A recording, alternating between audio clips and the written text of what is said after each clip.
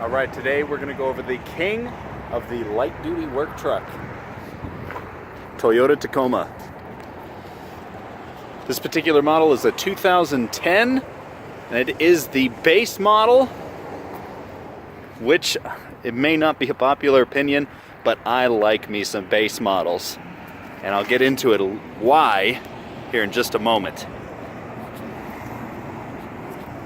This may be a work truck in essence, but it is still an attractive truck either way. I quite like that color, that kind of dark gray, somewhat metallic color. Let's see if I can get a... yeah, there you can see all those metal flakes in there. It's a pretty color. It is a bit dusty. Here on my lot, it lives next to the highway, and the other cars passing by like to throw dirt on it. We also have some excellent, nearly brand new tires on there. All right, let's take a look at stuff.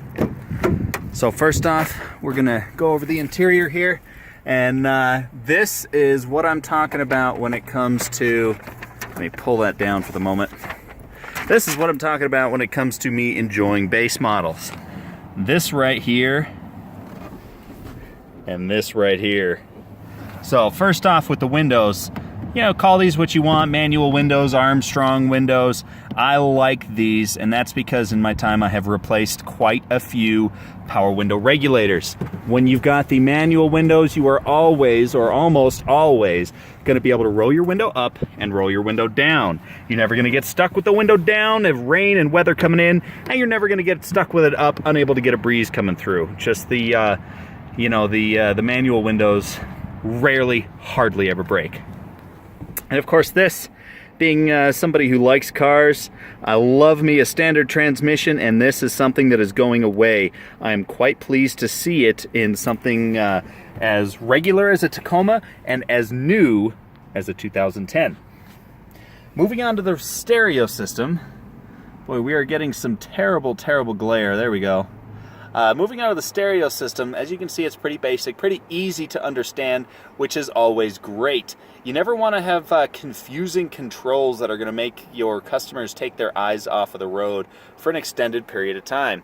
And another nice thing about this, I don't know if you noticed that disc auxiliary button there, way down here, we have an auxiliary port, which is fantastic, along with two 12-volt plugs there. And the kind of Japanese style, I'll call it, emergency brake. Pull it out like that, and then twist and push to release, or push button and turn. Yeah, anyway. Being a modern vehicle, the four-wheel drive system is controlled with a switch. Switch functions just fine. You can hold that to cancel out the clutch start, which is to where you have to fully depress the clutch to start it. What that would be used for, I'm not afraid to answer, to say that I am not fully aware of what that's used for. I know that with my old truck, my own standard truck that I had, a lot of times I would just fire it up and immediately throw it in gear and go. But I would fire it up with the clutch in, so I'm not quite so sure exactly what the benefit of that is, but maybe somebody can tell me in the comments. And of course, traction control off and RSCA off. Over here, again, love the basic climate controls. This is fantastic. Simple dials, simple, easy to read, diagrams there. Love it. And of course, your AC and circulate buttons there. I also quite like the vents. Ooh, and I don't like that glare there. There we go. Oh, come on. There we go. I love these vents. I like any kind of vent where it kind of looks like it goes flush when you close it. I think that's kind of neat and just a little bit extra attention to detail. Going over to the passenger side, you're going to see the glove box. Open it up. It's a fairly sized glove box. In here, it does have the connector for the backup camera, which is cool. You can add that on here should you desire to. Again, you've got your Armstrong manual windows and 2 cup holders over here in addition to the 2 that you have in the center console. Of course, it recommends only bottles over here. As far as storage is concerned, you've got the pockets on either door. You have this little, I don't know what you use that for, maybe coins, just very light things that aren't going to roll around, stuff like that. But you've got it here. Cup holders and this nice little deep, relatively anyway, deep cubby right there, and the glove box. And that is about it for storage. Oh, no, I'm wrong. We've got this one extra little piece right here. Usually Toyota tries to add storage wherever they can. Let's take a look at the gauge cluster here. So once more, very simple, easy to read gauges. I also like analog gauges. I'm not a big fan of the digital gauge movement. As of yet, anyway. Up top, again, regular. Oh, look at that. It doesn't even have a mirror. See, that's another base model attribute there. I wonder, let's see. Oh, you do have a mirror. Lucky passenger. So it looks like you're going to be using that if you want to look at yourself. All right, now, behind the seat, it looks like we're missing the jack, but that's where the jack would normally go. And you could probably fit some smaller items back here. Not a whole lot, to tell you the truth. Especially when you're a full-size adult like myself, 6'1", and you have to have the seat kind of pushed a little bit back. This truck has 180,000 miles, and the seat is showing some wear, but when I feel it, it still feels relatively sturdy, especially this part here.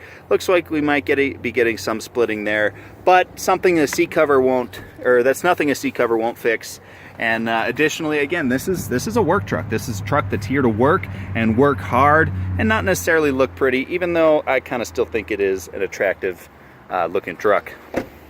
In the back here, you've got these guys, which are pretty neat.